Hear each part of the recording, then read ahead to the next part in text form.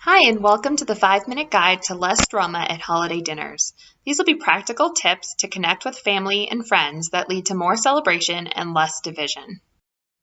Do your holiday dinners often look like this?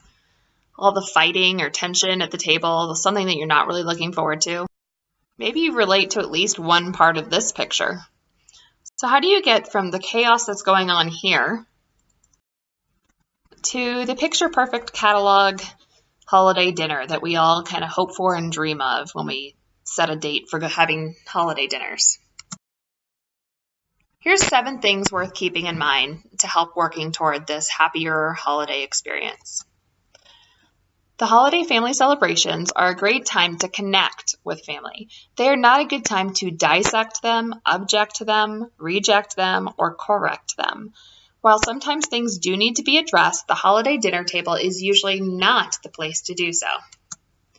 If you haven't earned the right to challenge someone in your family about something in their life the other 364 days or 11 months of the year, you shouldn't be speaking truth to them in front of everyone else at the table. If you have earned the right, then take the time to talk to them one-on-one at a better time. It'll be much more effective anyway. No one who has racist, sexist, classist, or any other kind of ist thinking was ever turned around by a dinner table argument, at least not that I know of. If you have a great story of how this actually ever worked, please share. But in my experience, and with those that I have worked with, this only ever leads to fights, conflict, family struggles, defensiveness, and divisiveness. When someone is attacking you, or at least it feels like it, it is often much less about you than it is about them. Try to find the empathetic response, or at least perspective. Repeat in your head, "This is not about me." Try to find the humor in it whenever possible. When someone is saying something so outlandish and shocking, chances are you can find a way to subtly and internally giggle at the situation. Don't laugh in their face. That certainly won't help. You're going to have to keep connecting with these people most likely, so avoid damage that can't be undone.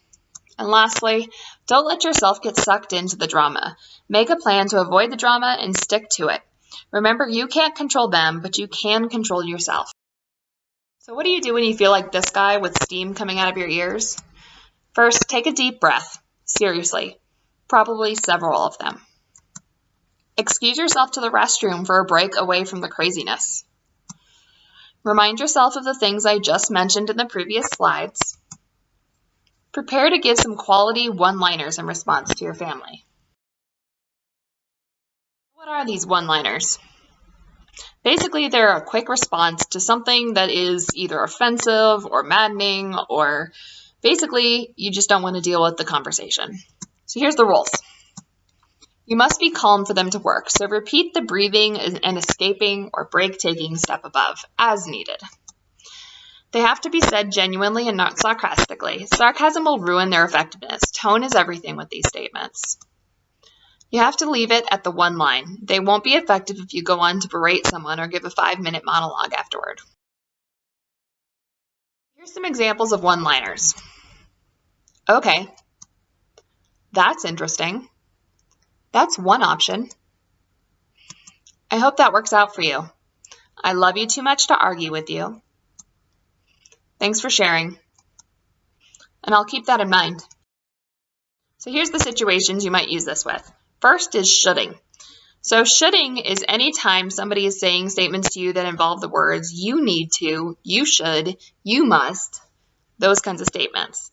They're shoulding all over you when they say those kinds of things. So the best way to respond to these things are, I will keep that in mind. Or, that's one option. Parenting or life advice fall into this category of shoulding, but tend to evoke a lot more emotion because we really don't like people telling us how we need to live our life and especially how to raise our kids. So again, try going with, that's one option, and changing the subject. Crazy ideas and schemes. Maybe you have that crazy uncle that is constantly coming up with the next get-rich-quick scheme, and you feel like maybe you want to correct him. Now's not the time. Instead, try, I hope that works out for you. Beliefs and opinions are the biggest part of the drama at holiday time, whether it's religious or political beliefs or anything along those lines. When they're deeply held beliefs, people get really passionate about it. So instead of trying to correct people or change them, just try going with, "That's interesting," or "I love you too much to argue with you." So in summary, this won't heal all past family wounds or stop all conflict, obviously. You can't control anyone else, you can only control yourself. And this year, resolve to not be part of the problem and instead to use your new one-liners with your family. Tricks or one-liners work for you with your family drama. I would love for you to share in the comments. Please follow me on Facebook at Real Life Creative Counseling for more videos, blogs, or other information that might be helpful for you. Happy holidays!